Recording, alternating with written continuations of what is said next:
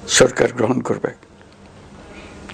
শহীদ শরীফ ওসমান হাদির অকাল মৃত্যুতে আগামী শনিবার একদিনের রাষ্ট্রীয় শোক ঘোষণা করছি। এই উপলক্ষে শনিবার দেশের সব সরকারি স্বায়ত্তশাসিত প্রতিষ্ঠান, শিক্ষা প্রতিষ্ঠান সহ সরকারি বেসরকারি ভবন এবং বিদেশে বাংলাদেশ মিশনগুলোতে জাতীয় পতাকা অর্ধনমিত থাকবে।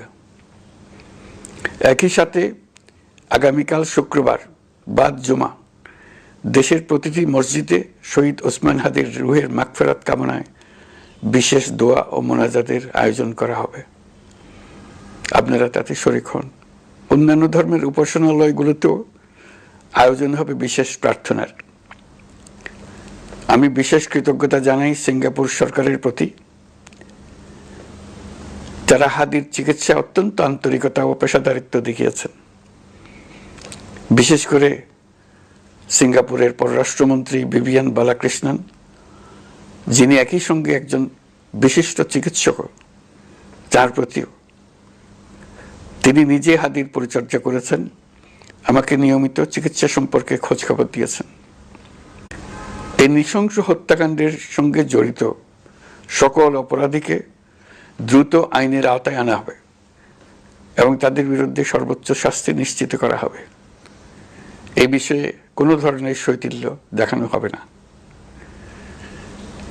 বিপ্লবী রক্তে উজ্জীবিত এই তরুণ নেতা ওসমান হাদি ছিলেন প্রতিবাদের অনন্য প্রতীক। তার কর্মের মধ্য দিয়ে তিনি শুধু প্রতিবাদ নয়, দেশপ্রেম, ধৈর্য ও দৃঢ়তার অনন্য দৃষ্টান্ত রেখে গেছেন। আমি দেশের সকল নাগরিকের প্রতি আন্তরিক আহ্বান জানাচ্ছি, আপনারা সংযম বজায় রাখুন। আইন শৃঙ্খলা রক্ষাকারী বাহিনী ও সংশ্লিষ্ট সংস্থাগুলোকে পেশাদারিত্বের সঙ্গে তদন্ত কার্যক্রম পরিচালনা করে সুযোগ দিন। রাষ্ট্র আইনের শাসন প্রতিষ্ঠায় সম্পূর্ণরূপে প্রতিশ্রুতিবদ্ধ। আমি আবারও স্পষ্টভাবে বলতে চাই, ওসমান হাদি ছিলেন পরাজিত শক্তি, ফ্যাসিস্ট। তার কণ্ঠ স্তব্ধ করে বিপ্লবীদের ভয় দেখানোর অপচেষ্টা সম্পূর্ণভাবে ব্যর্থ করে দেন। ভয়, সন্ত্রাস কিংবা রক্তপাতের মাধ্যমে এদেশের গণতান্ত্রিক অগ্রযাত্রা কেউ না। আমরা এখন গণতান্ত্রিক উত্তরণের চূড়ান্ত পর্যায়ে উপনীত হয়েছি। শহীদ হাদি ছিলেন এই প্রক্রিয়ার অবিচ্ছেদ্য অংশ। তার একান্ত ইচ্ছা ছিল আসন্ন নির্বাচনে প্রতিদ্বন্দ্বিতা করে নতুন বাংলাদেশ